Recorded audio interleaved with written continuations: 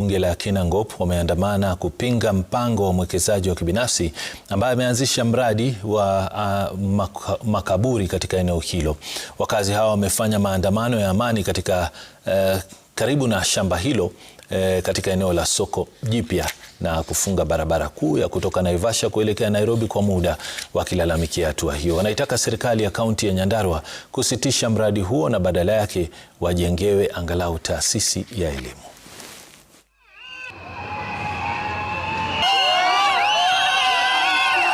Sisi yenye imefanya tutokea hapa ni ya kwamba hapa badala wachukue hii Iran kiasi tu, badala wachukue hii Iran waweza kuhifadhi kwa vijana, wanahifadhi kwa watu ambao wamekufa. This is the gateway to Nyandarua.